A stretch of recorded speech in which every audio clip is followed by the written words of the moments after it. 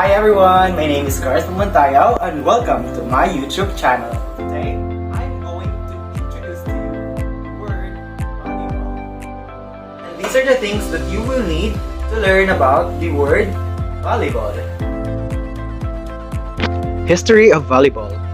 In 1895, William G. Morgan, an instructor at the Young Men's Christian Association (YMCA) in Holyoke, Massachusetts, decided to blend elements of basketball, baseball, tennis, and handball to create a game for his classes of businessmen, which would demand less physical contact than basketball. He created the game of volleyball at that time called Mintonette. Per Morgan, the game was fit for the gymnasium or exercise hall, but could also be played outdoor. The play consisted of any number of players keeping a ball in motion from one side to the other over a net raised 6 feet 6 inches above the floor. Play is started by a player on one side serving the ball over the net into the opponent's field or court.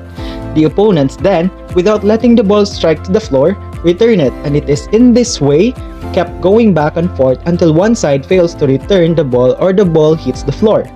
The side serving the ball earns points when the opposite side either falls to return the ball or allows the ball to hit the floor. During a demonstration game, someone remarked to Morgan that the player seemed to be volleying the ball back and forth over the net, and perhaps volleyball would be a more descriptive name for the sport. Rules and regulations of playing volleyball. There are 6 players on a team, 3 on the front row and 3 on the back row. There is a maximum of 3 hits per side. A player may not hit the ball twice in succession. A block is not considered a hit. A ball may be played off the net during a volley and on serve. A ball hitting a boundary line is in. A ball is out if it hits an antennae. The floor completely outside of court. Any of the net or cables outside the antennae. The referee stand or pole. The ceiling above a non-playable area. It is legal to contact the ball with any part of a player's body. It is illegal to catch, hold, or throw the ball. If 2 or more players contact the ball at the same time, it is considered one play and either player is involved may make the next contact, provided the next contact isn't the team's 4th hit. A player cannot block or attack a serve from on or inside the 10-foot line.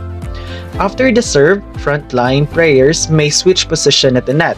At higher competition, the officiating crew may be made up of 2 refs, line judges, scorer, and an assistant scorer.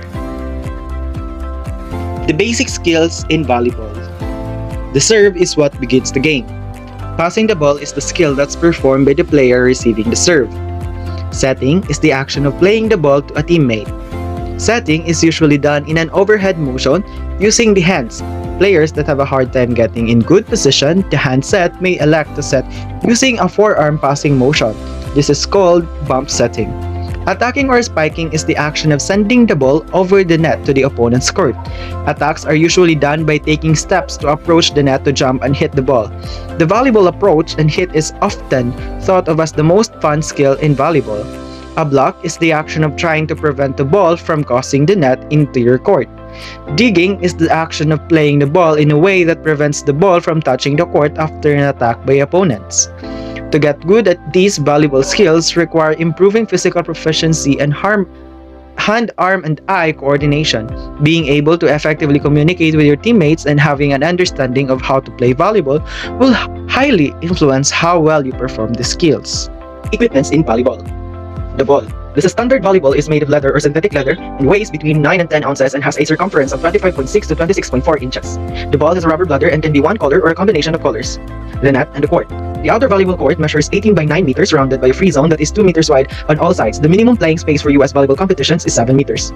Lines. The playing court is marked by 2 sidelines and 2 end lines. All lines must be 2 inches wide and must be created with a light color that is easy to discern from the playing court. Posts and cables. The volleyball net structure is held together with metal cables and posts. Posts are placed 0.5 to 1 meter outside the sidelines and 2.55 meters high. Antenna and sidebands. Antenna are flexible rods that are 1.8 meters long made of fiberglass fastened at the outer edge of each sideband. Sidebands are 2 white bands attached vertically to the net and placed above each sideline. Knee pads. Knee pads should be sturdy enough to protect your knees from falls, slides, and dives, but flexible enough to allow you to bend comfortably. Your volleyball knee pads must be made of fabric that breathes and manages moisture. Shoes. Arch and ankle support is key when choosing a valuable shoe. Mizuno, Asics, and Nike are just a few of the popular brands of valuable shoes which are lightweight, allowing you to be faster on your feet as well as bearing good shock absorption on your toes.